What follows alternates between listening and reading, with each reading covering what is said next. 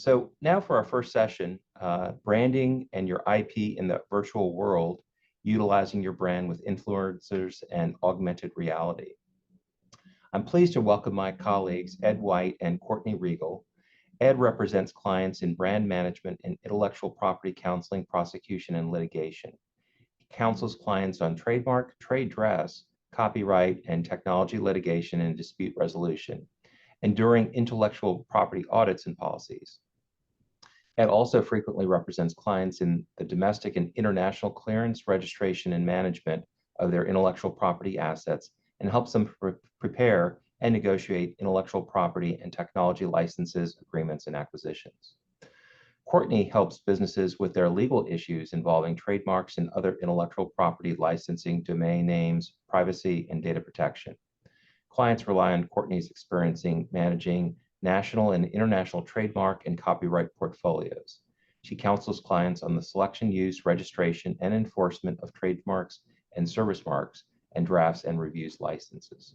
So with that, Ed and Courtney, please take it away. Thank you, Farhad. We are delighted to be here today and have this opportunity to discuss how brand owners may use influencer marketing and augmented reality to expand their brands. Before we get started, I will just double down on a couple of the housekeeping items you mentioned. It's definitely our hope to make this as interactive as possible. With that in mind, we do welcome any questions you want to submit via the Q&A feature at the bottom of your screen. And at the end of our presentation, we'll do our best to answer as many questions as time allows. If we don't get to your question, Courtney and I will certainly follow up with you via email to provide you a response.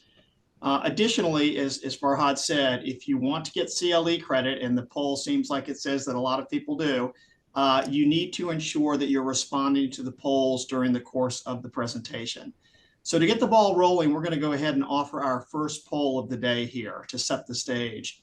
And it is, in the past month, have you viewed a social media post from an influencer regarding a product review? Yes or no? I suspect that many of you probably have, just in the typical course of retail. I know that I can give you some statistics here while we're doing this poll. The global influencer marketing market size has more than doubled since 2019. In 2023, the market was estimated at a record $21.1 billion, and that's up from $16.4 billion in 2022 and $13.8 US dollars in 2021. So you can see the trajectory of influencer marketing is just continuing to rise. So let's see if we have any results. I'll follow here, see if we have results coming in.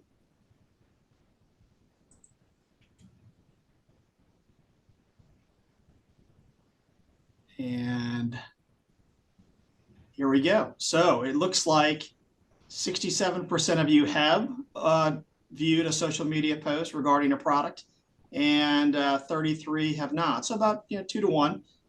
That's not too surprising, really. Like I said, influencer marketing has really taken off, and it continues to rise. So let's talk a little bit about what we're going to do today. We want to look at a number of different areas today. And as our poll, provides anecdotal evidence that influencer marketing is on the rise, it really does set the stage for why we want to talk about influencer marketing and the use of augmented reality, as they are very important tools for brand owners. We could spend all day talking about the legal issues that brand owners should consider when engaging influencers for influencer marketing and the use of augmented reality to promote their products and services. But since we don't have all day, Courtney and I plan to discuss some of the most important considerations that you and your clients should consider during the presentation. With regard to influencers, we're going to focus our presentation on the agreements and guidelines that should be in place before you enter a relationship with an influencer. We'll also discuss the significant rise of name, image, and likeness, or NIL marketing, that you are starting to see as a result from recent changes to NCAA policies regarding student athletes. And we'll then discuss the use of augmented reality by brand owners and the issues and risks that brand owners should consider before using augmented reality to promote a product or service. So with that, let's go ahead and move to the next slide. And Courtney, take it away. All right, thanks, Ed.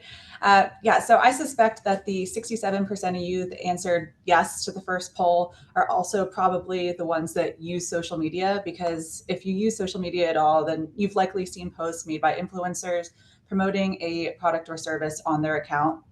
And using spokespeople, including influencers, can really help maximize your brand, but it also puts your brand's reputation at risk, and it can even subject you to liability and potentially enforcement action. Spokespeople, especially popular social media influencers, can give your company's product a lot of visibility. Some of these influencers now have massive followings and have really become some of the most in demand people to hire to promote products, especially for certain industries. Social media now, you might notice that when these influencers are kind of promoting a product, they can tag links and allow users to directly purchase a product. So it's become really a seamless process with integrating kind of links to purchase products through social media. And it can really drive traffic to your websites and your products. But as I mentioned, if you're not managing your relationships with influencers properly, using spokespeople can put your brand at risk. And we'll talk a little bit more about that in a moment.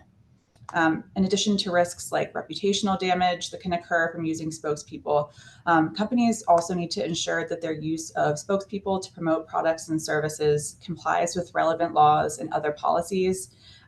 This includes federal guidelines like the FTC rules that we'll discuss, also name, image, and likeness laws, which can be at the state level or even specific to a particular college or university if you're dealing with a student athlete as a spokesperson. And then this may seem like a given, but brand owners do need to have written agreements in place with influencers that are promoting their products and services. And Ed will walk us through some key terms to be thinking about that need to get into those agreements. Having proper agreements in place can help mitigate some of the risks that using a spokesperson can present. Let's go on to the next slide. Thanks, Courtney. So yes, the next couple slides, I'm going to talk a little bit about what should really go into an influencer agreement. If you plan to use influencer marketing, it's imperative that the brand owner and the influencer enter into a professional services agreement, because at the end of the day, that's what the influencer is providing, professional services. And that agreement should really clearly define the rights and obligations of each party. There's a number of aspects that should be addressed in addition to the typical contract provisions you see in any contract, such as choice of law, notice, all of those things that would go into the boilerplate section of a contract. First, it's important that the brand owner set forth its brand guidelines in the agreement. Typically, every brand owner should have brand guidelines that provides instruction to both their internal staff as well as external partners how to utilize their brands. And the same should be true in the influencer agreement, either by reference or actually by attaching an addendum to the agreement. Usually the brand guidelines will include how an influencer may use the brand owner's trademarks, as well as how the influencer should refer to the brand owner's products. It's also important to clearly define what the brand owner expects of the influencer. For example, if the brand owner wants to enter an exclusive arrangement with the influencer, that we need to make that clear in the contract so that the influencer doesn't provide commentary and endorsements on competitive products. And the brand owner also needs to direct the influencer regarding the number and regularity of posts that they want the influencer to provide to the general public. The agreement should also clearly set forth compensation the influencer will receive and include a clear termination provision, not only for the brand owner, but also for the influencer, should things go awry. Courtney's going to discuss FTC guidelines and regulations in greater detail coming up, but it's also important to ensure that the influencer agreement sets forth what's required from the influencer with regard to an opinion or testimony on a brand owner's products. Next slide, please. Of course, it's incredibly important for the brand owner and the influencer to acknowledge each party's ownership of existing and future intellectual property. For example, it's foreseeable that an influencer will want to own any intellectual property rights in the content they post on their individual social media sites. But at the same time, the brand owner may wish to assert ownership over some or all of those posts, especially if the posts contain media content that's been created by the brand owner for example, to describe a particular product. Likewise, brand owners should caution influencers from posting content that may include or infringe third-party intellectual property, or from posting defamatory comments.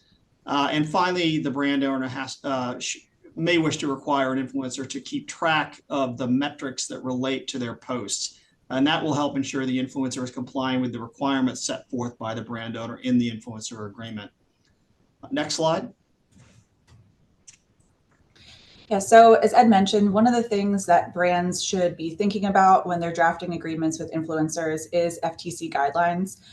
We've included a link in a few slides to a particular FTC webpage that has some materials for influencers specifically. Those materials are also going to be helpful to brand owners when they're considering relationships with those influencers. So that's a helpful resource. Earlier this year, the FTC published updated endorsement guides, and these guides are meant to serve as the basis for businesses' voluntary compliance with Section 5 of the FTC Act, which prohibits unfair or deceptive acts or practices in or affecting commerce, including false advertising. Practices that are inconsistent with the guides may be investigated by the FTC, which will determine whether certain activities are unlawful under the FTC Act. So the FTC can and does actually enforce these type of violations. We've highlighted a few key sections of the guides that we'll briefly walk through and share some examples as well. Overall, the FTC's goal with the guides is to ensure that endorsements don't include representations that can deceive potential customers. Endorsements must reflect the honest opinions, findings, beliefs, or experience of the endorser. And an endorsement cannot include a representation that would be deceptive if made by the advertiser. So advertisers can't kind of get around false advertising laws by utilizing an endorser to make a particular statement. So as I mentioned, I'll share a couple examples from the FTC guides to highlight some of the key issues that we're walking through today. This first example is just when a statement by an endorser could be viewed as deceptive. The example in the guides uses a radio advertisement, but the same concept would apply if you had hired an influencer to endorse a product on social media or really any other type of advertisement.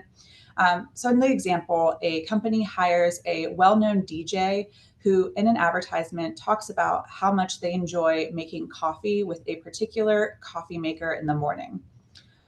Those comments from the DJ in the ad likely communicate that they actually regularly use the coffee maker. So if that DJ only used that coffee maker during a manufacturer demonstration, then the ad could be deemed deceptive. Next slide, please. So another thing for companies to keep in mind when they're working with influencers is how they may actually want to use an endorser's message. This isn't necessarily going to come up in the context of having an influencer kind of create their own social media posts and post something themselves on their social media pages. But if you want to use an influencer's endorsement elsewhere in your advertising, you should be aware of this section. Essentially, you do not have to use an endorser's exact words as long as you're not distorting or taking those the message out of context. But if something is being represented as a direct quote from someone, it does need to be a direct quote. For example, anytime you use quotation marks, that's indicating that it is a direct quote from the influencer, and you need to have used their exact words. Another key issue in this section is that an advertiser may use an endorsement of an expert or a celebrity only so long as the advertiser has good reason to believe that the endorser continues to subscribe to the views presented. So this is important if you're updating a product in a material way and it could change the endorser's view of that product. That needs to be something that you consider. You can potentially work this into your agreements with influencers. For example, you could have a regular schedule for when you're checking in periodically with endorsers on their views. You could include language that you check in anytime a product is updated to ensure that the endorser's views have remained the same. Or maybe you want to include language in your agreements with influencers that they need to notify you if their views change, or that they are obligated to create a new social media post or advertisement for each version of your product if you roll something new out. And here I'll just share another example from the FTC guides to help provide some context on this point. So in this example, a popular building contractor states in an advertisement that's distributed by a paint manufacturer that the contractor uses the company's exterior paint because of its remarkable quick drying properties and durability. Since he's representing that he uses the paint, he does actually need to use it. Also, because that contractor would be viewed as an expert, he should have actually used and assessed kind of the qualities to be able to make a claim like that. If the paint manufacturer reformulates the paint, it should contact the contractor to determine whether the contractor would continue to use the paint as reformulated and whether he continues to subscribe to the views previously presented. So another point here is assuming that before the reformulation of the paint, the contractor had posted an endorsement of the paint on their social media account. The contractor, even if they would not use this reformulated paint, there's no obligation for them or the advertiser to go back and remove or modify a historic post containing that endorsement, as long as that endorsement has a clear and conspicuous date that viewers can see. And then if the contractor reposts or the advertiser shares that original endorsement after the reformulation, consumers would expect that the contractor then continues to hold the views expressed in the original post with respect to the reformulated product. And so the advertiser would have needed to confirm with the contractor that that was the case. So the lesson from this section really being that an endorsement is not necessarily a forever endorsement, and that advertisers need to be mindful of this and checking in with those influencers as needed. Next slide. And then on this last slide regarding the FTC guides, I wanted to re-mention a point from that last example, that when an advertisement represents that the endorser uses the endorsed product, then the endorser must have actually been a user of the product at the time of the endorsement. And if the endorser did actually use a product or service, then their review of the product should be truthful and not deceptive. If someone hasn't actually used a product, that's okay, but they shouldn't represent that they have. It isn't necessary that an influencer actually uses a product to be able to promote it unless they've made a representation that they are an actual user or that would otherwise be implied by the ad. So something you'll also notice on social media posts that are sponsored or advertisements is maybe hashtag ad or some other indicator that the post is sponsored or in fact an advertisement. There's not specific language that's being required anymore. For a while, the FTC was really pushing that ads needed to say hashtag ad, but now it's really just making it clear that there is some material connection between the poster and the advertiser. And advertisers are actually subject to liability for misleading or unsubstantiated statements made through endorsements or for failing to disclose those connections. So again, think about putting terms in your agreements as needed with influencers to make sure that certain language is getting added to posts. And an endorser, even if they are not liable, an advertiser can still be liable for a deceptive endorsement. And this is interesting. Advertising agencies, public relation firms, and other third parties that are kind of involved in the process, but not the endorser or the advertiser, can also be liable for their involvement in creating and disseminating endorsements that contain representations that they know or should have known are deceptive. So then as kind of a final thought here, to help limit potential risk and liability, advertisers should provide guidance to their endorsers on the need to ensure that their statements are not misleading, and that the endorser should always disclose their connection to the advertiser. Advertisers should actually monitor their endorsers' compliance, and they should take action to remedy any non-compliance and prevent future non-compliance.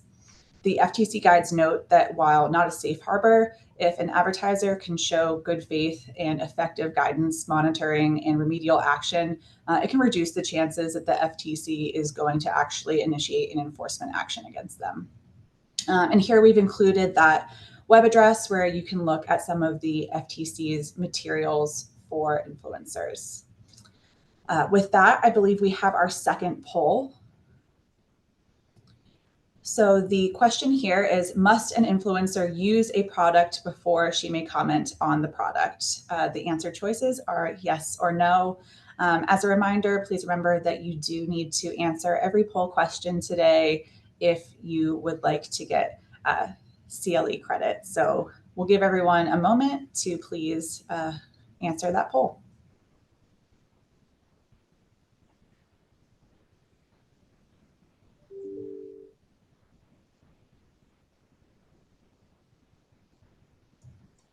All right. And do we have the answers from the poll?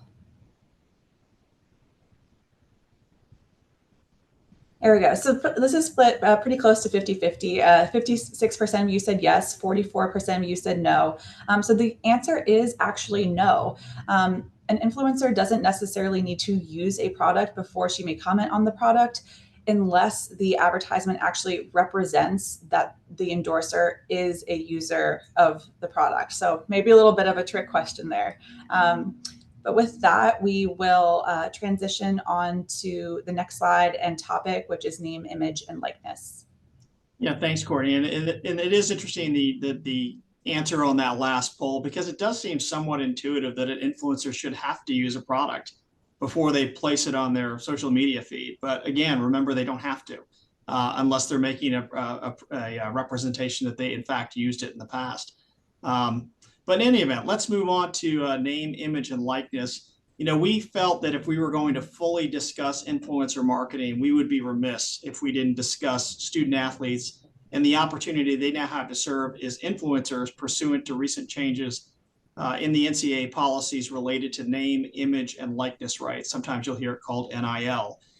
Courtney's going to drill down on the history of NIL and the rise of collectives on the next slide. But it's important to note that the NCAA's NIL policy changes in 2021 have really opened the floodgates for student athletes to serve as influencers. To level set that, we thought it would be interesting to explore some of the statistics related to NIL activities. These are primarily in the 2022 range, but 2023 is really just going up from here. So, you know, out of interest, here are a few. College athletes earned an estimated $917 million in the first year of NIL payments. And it's expected that the NIL market will produce $1.14 billion in NCAA athlete compensation over the next 12 months. 75% of NCAA athletes have interacted in some level of NIL activity since July of 2021. So it's very, very widespread. Through May of 2022, the average NCAA Division I athlete received approximately $3,711 in money through NIL deals.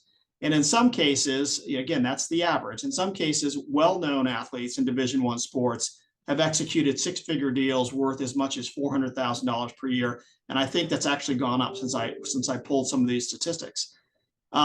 Football and men's basketball account for nearly 67% of NIL competition. I think that is largely because they have the largest television market. Male students account for 62.7% of NIL activities, 62.7% of NIL activities. But at the same time, when you eliminate football, female student athletes take part in the majority of the remaining NIL activities. So again, just a level set, we thought those were some interesting statistics. And I think it's clear that those statistics represent that it's very likely brand owners will continue to enter into NIL influencer agreements with student athletes in the future. In doing so, brand owners should enter into a typical influencer agreement, like we discussed a few slides ago, with student athletes. But they also need to consider the laws and policies that specifically affect student athletes to ensure that the brand owner and the student do not violate these laws and policies. And we're going to touch on those here. You know, the laws and policies are on various levels. They include state-specific laws, NCAA policies and bylaws, athletic conference-specific rules, and college and university rules, and guidance for how collectives may factor into brand owners utilizing student athletes to promote products and services. And of course, it's also, you know, we've talked about the FTC. It's important that student athletes also comply with the FTC rules, which will regulate their endorsements and advertising related to products and services. Next slide.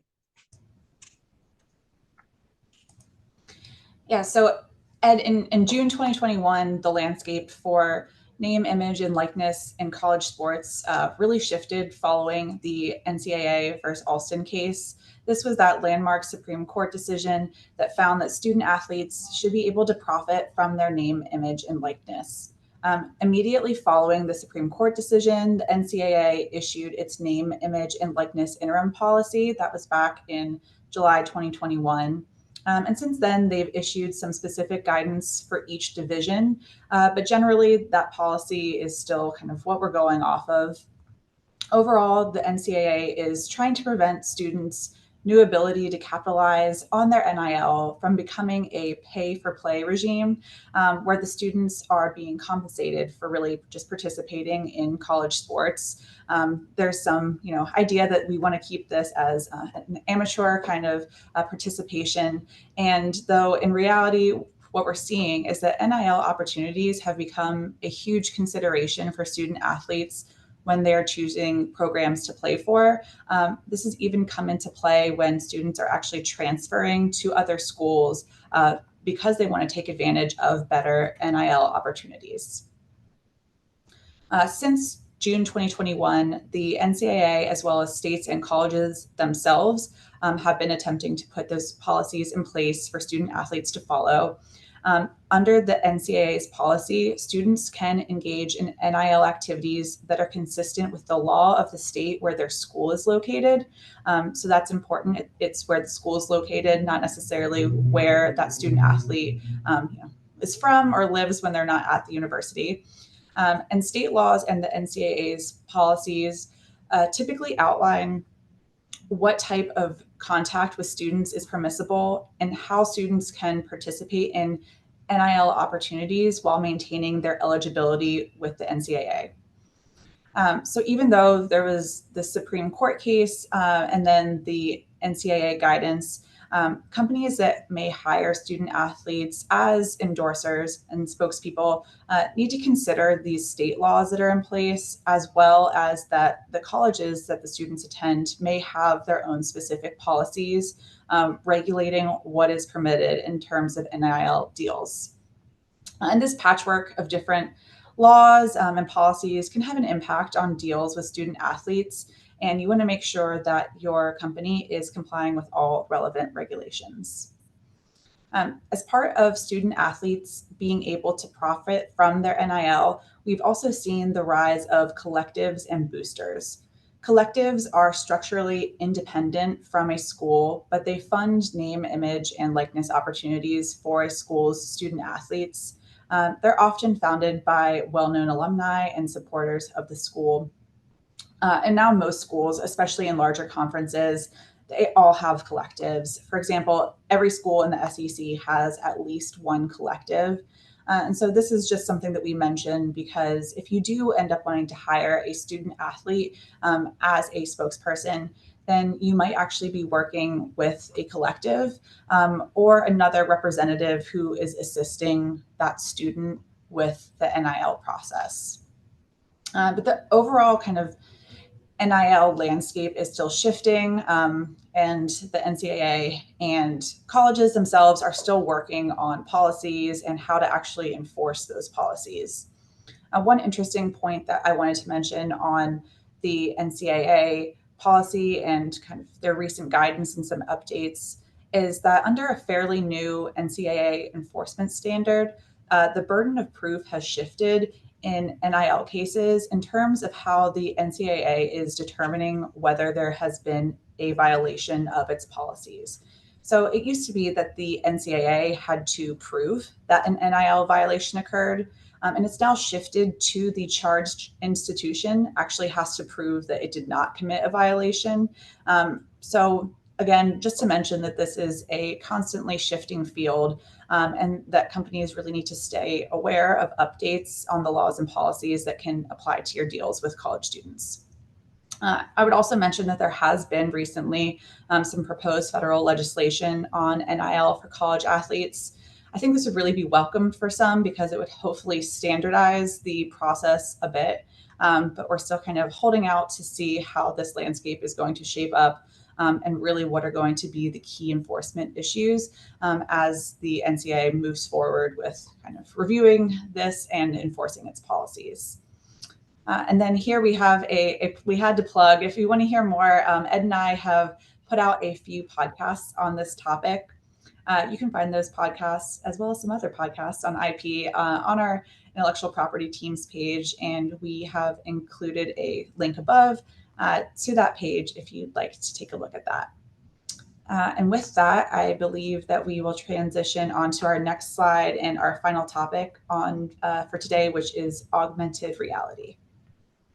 Thanks, Courtney. Yeah, the shameless plug. But I will say that if you do go to some of our podcasts, we've had a series on NIL, which dive even more deeply into things like collectives, how they should be created, what they should be following, et cetera. So please feel free to do that. And there are some great other podcasts there as well.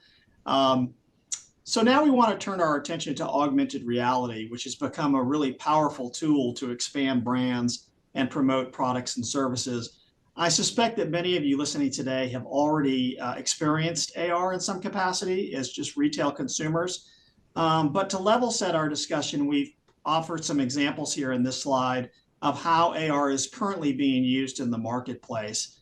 For example, in the real estate industry, you can currently go onto a real estate website and they will use AR to provide you a virtual tour or a walkthrough of a real estate property.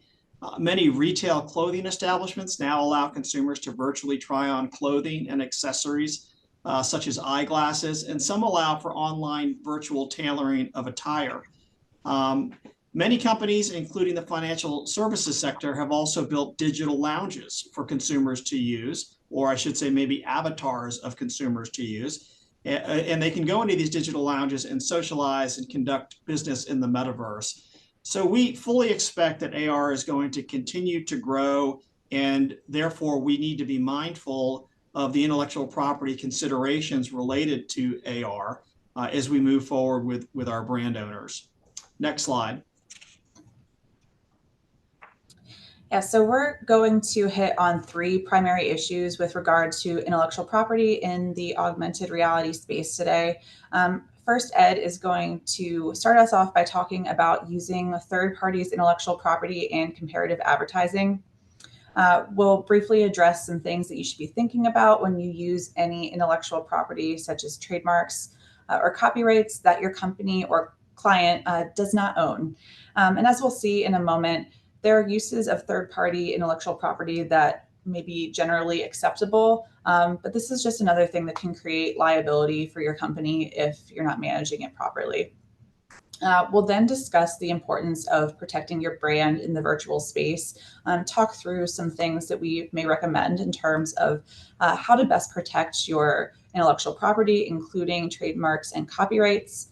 And then we will wrap up with a few thoughts on work for hire agreements and putting terms into agreements to ensure that you own intellectual property that has been created for your company in the augmented reality space. Next slide. So if you're going to expand your brand via AR, it's not surprising that you may wish to include third-party trademarks and copyrights so that you can create a realistic metaverse for consumers, for your consumers.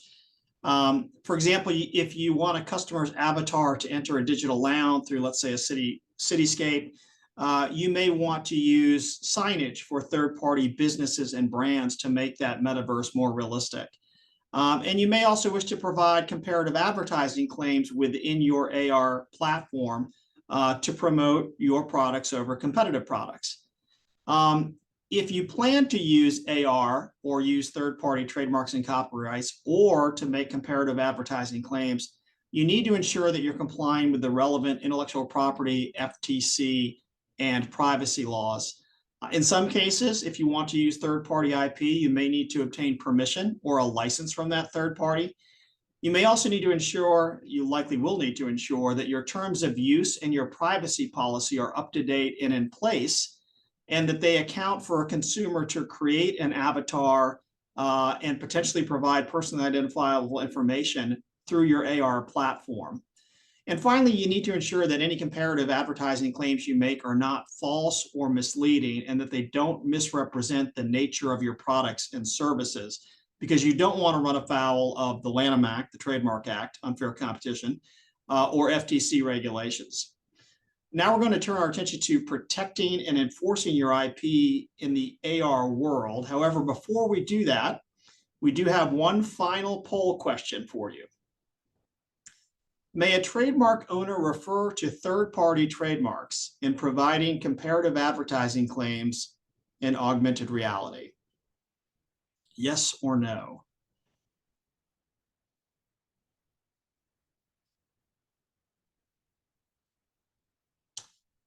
We'll give a couple seconds here for people to enter their answers. Again, this is the final poll question for this session. And if you want to ensure that you're getting CLE credit, you need to answer all of the polls throughout the day. Once again, may a trademark owner refer to third-party trademarks in providing comparative advertising claims in AR?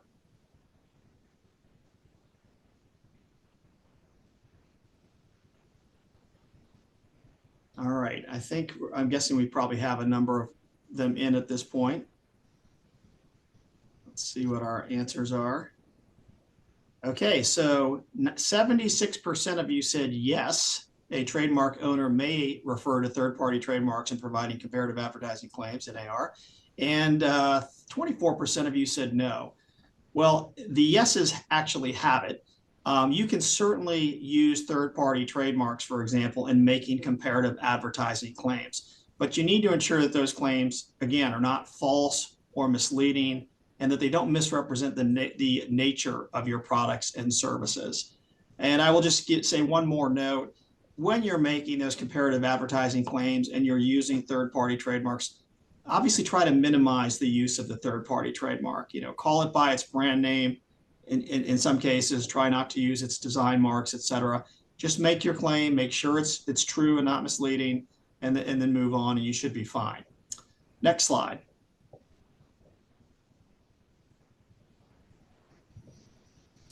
And so one of the important aspects of protecting your brand, especially in the augmented reality space, is registering copyrights for your works with the U.S. Copyright Office, as well as registering your trademarks with the U.S. Patent and Trademark Office, maybe considering whether it's appropriate to register a mark with the state in certain instances, as well as thinking about international use of your trademarks and registering them abroad.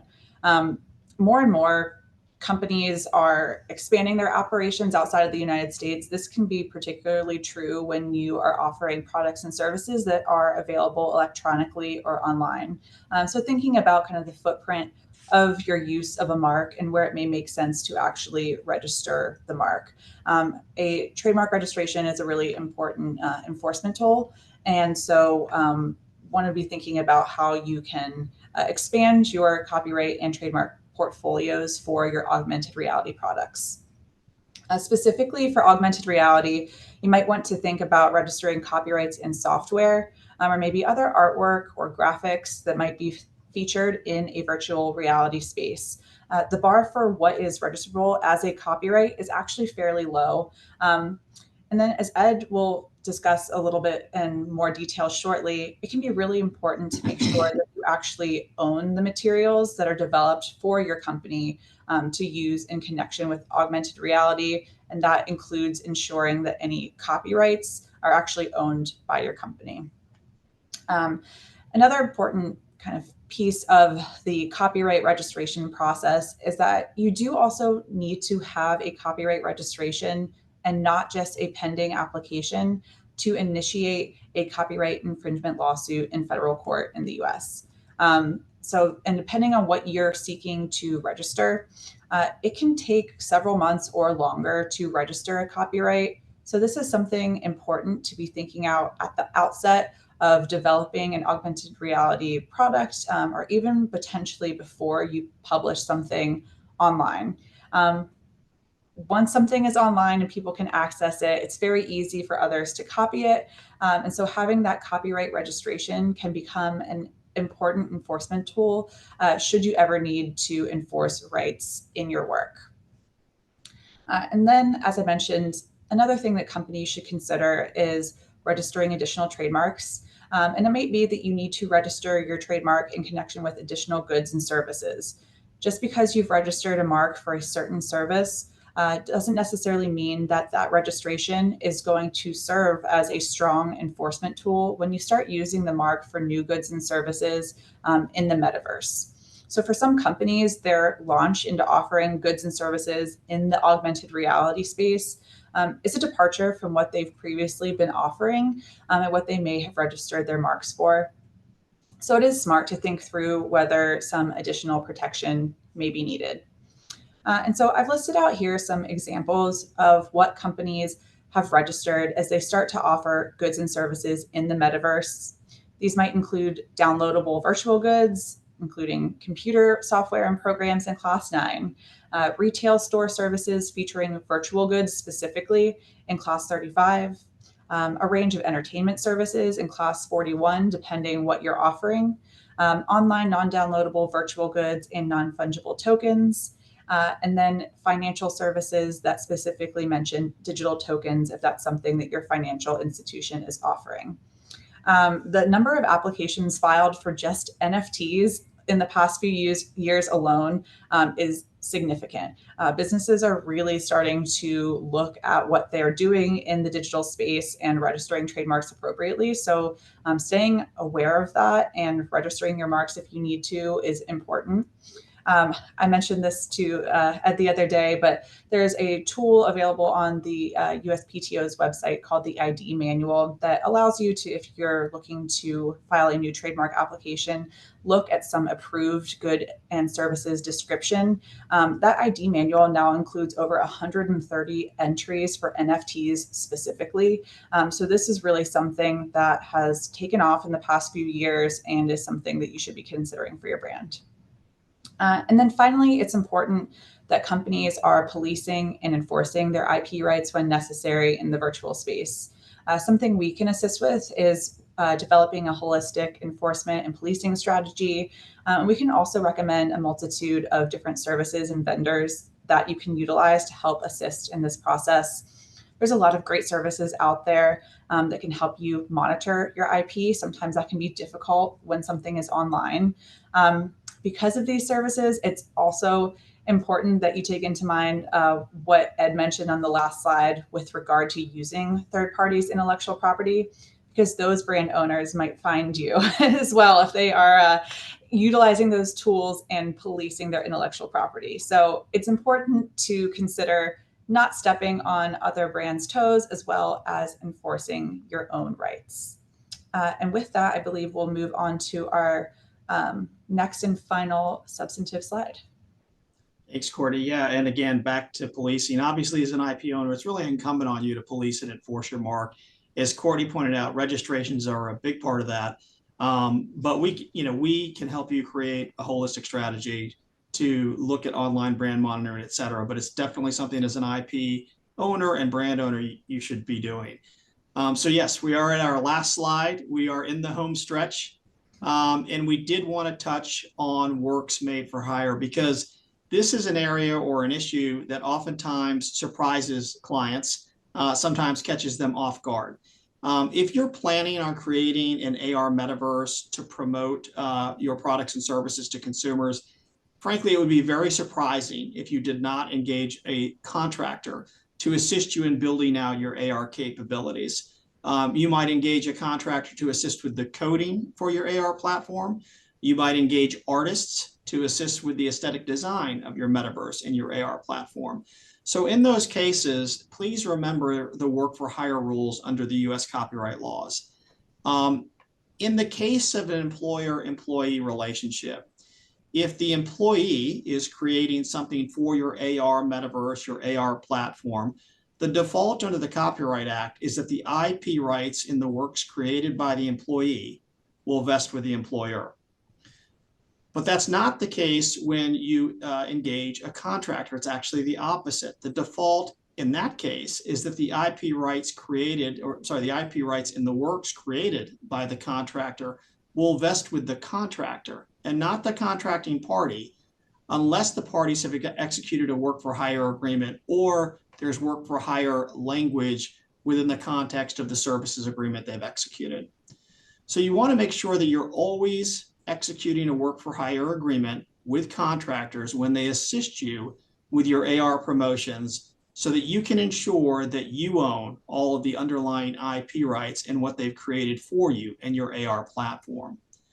And one final point on this, in those agreements, you should also make sure that the contractor is representing and warranting that what they've created for you does not violate third-party IP.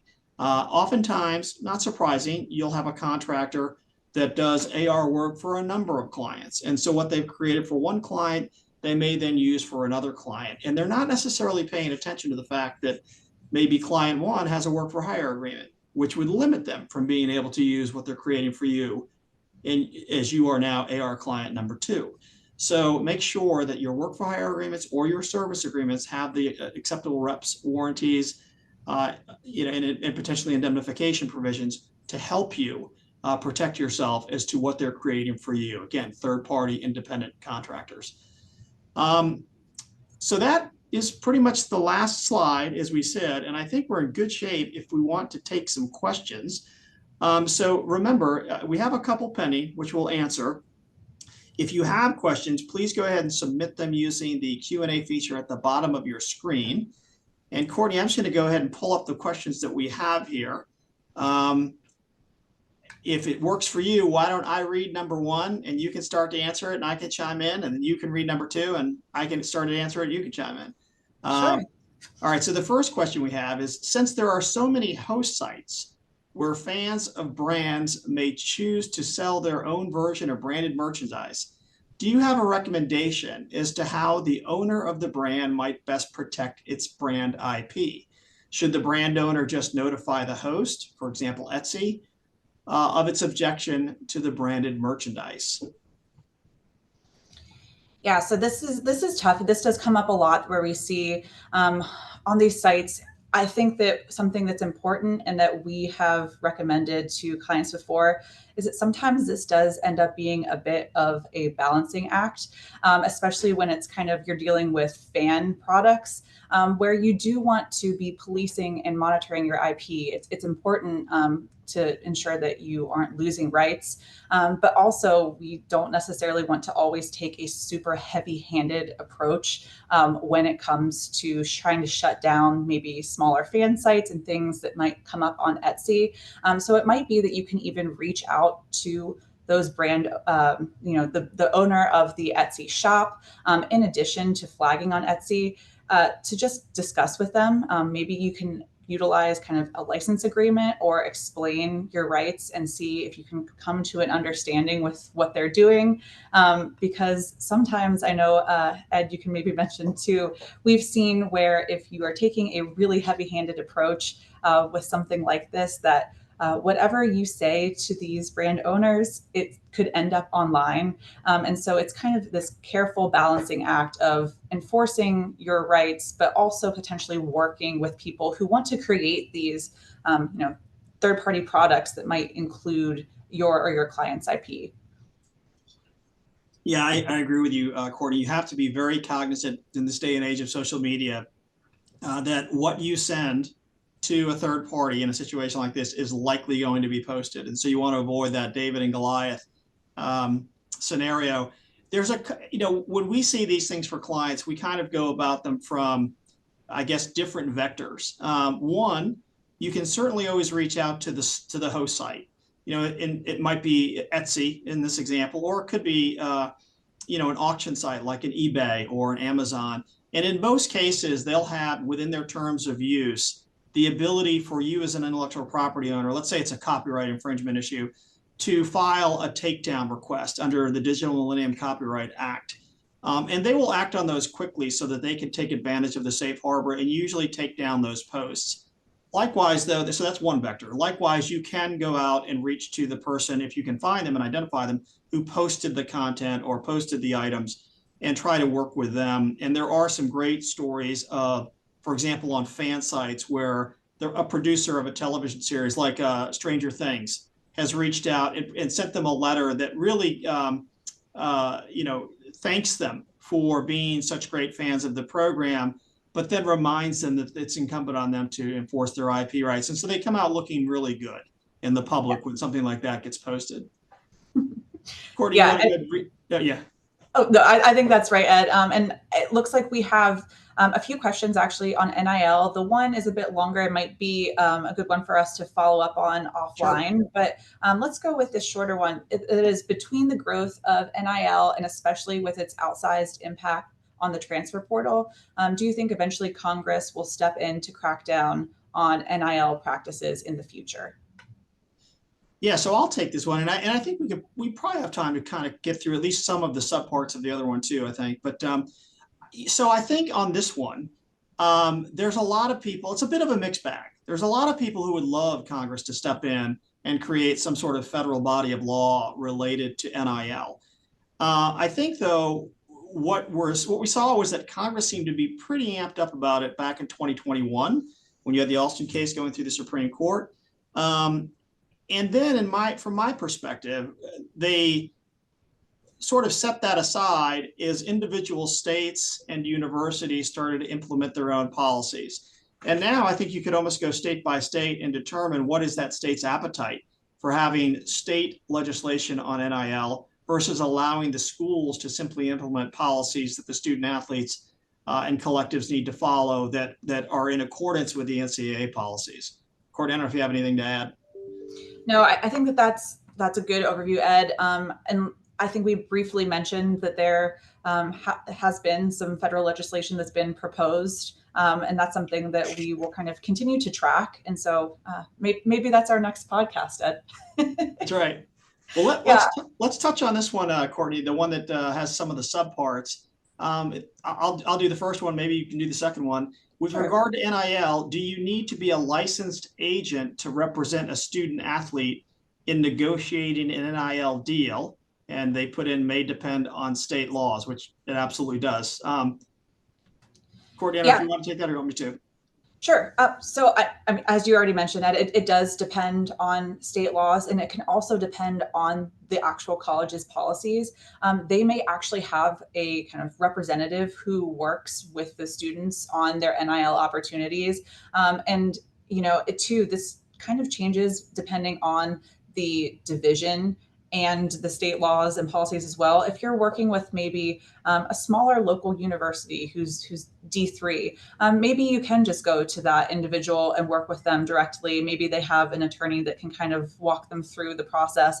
But at these bigger schools, there's just so much now in place to help these student athletes negotiate these deals. And they may have either an agent or another representative kind of representing them. So it is important that you're mindful as a brand owner who might be reaching out to these student athletes on an endorsement deal to know really who you need to be dealing with, because it might be that just working with the athlete alone is going to run afoul of some of these laws and policies.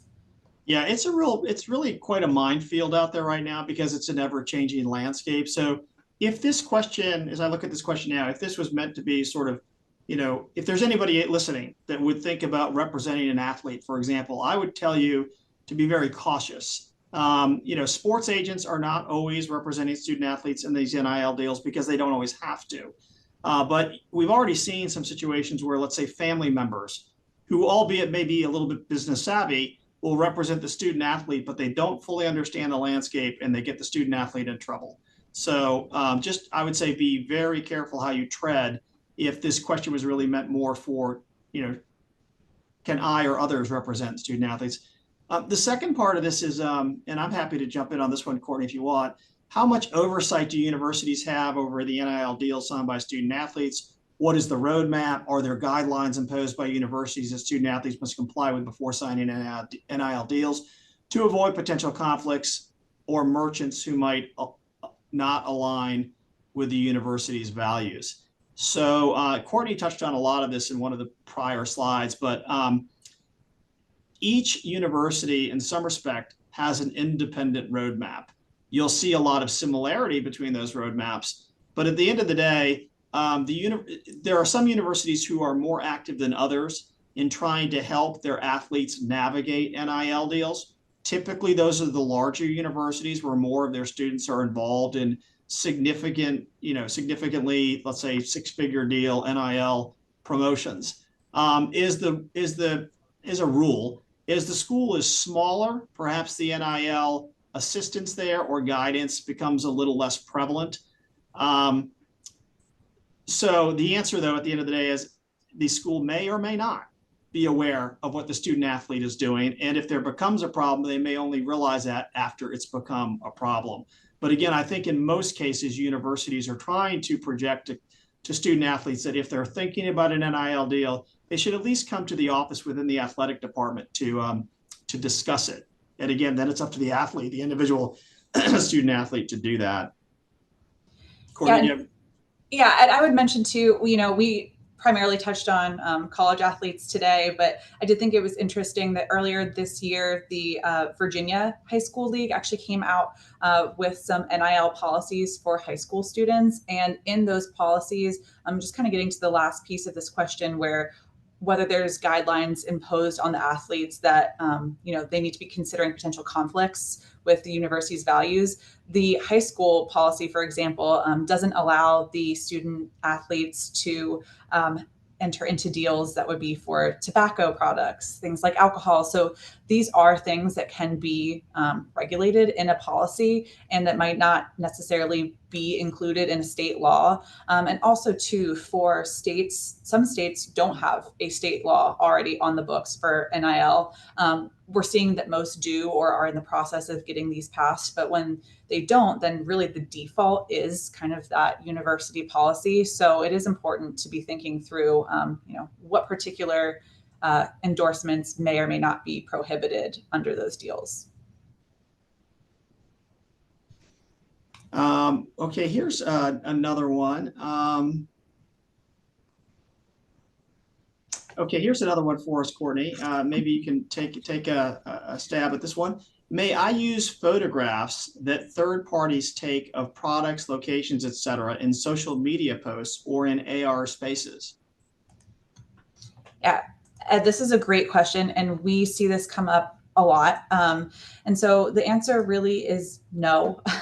Overall, not unless the owner of the photograph permits you to use the photograph. You do want to, as you earlier mentioned, review any terms of service on these websites. Obviously, all social media sites have particular terms of use.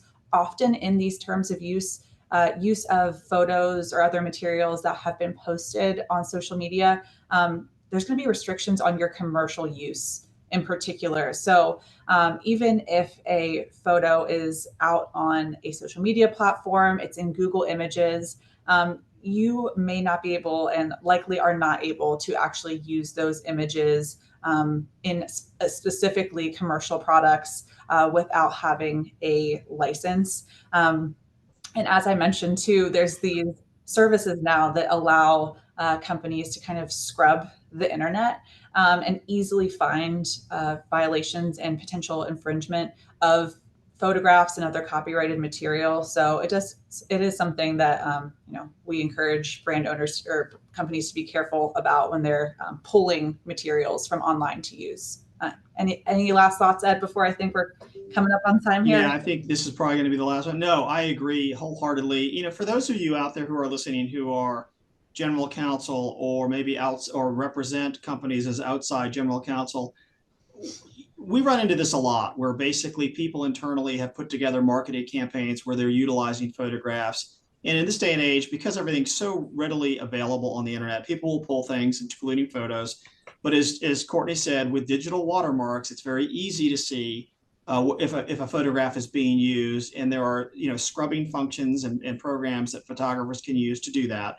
And so really the best practice or best advice we can give is to perhaps put together a library of photos that people within your organization can use in promotions, and only allow them to use photographs from that library. Obviously, within that library, you'll include photos for which you have licenses. Maybe they're your own photographs that you've obtained or taken, or have a photographer that's taken them for you and you have a license to use them, or it's a work for hire where you own the rights.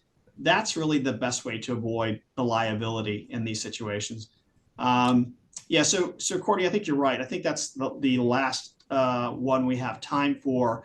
Looks like we're coming up on the end of our time. So Courtney and I would just like to thank you all for joining us. You're now headed into a break, and after the break, you'll hear from Micah Schwartz and Amanda Weaver on employers' rights to limit employee competition and disparagement and demand settlement confidentiality. And that will begin at 10:20. Thank you very much for your time and have a great day.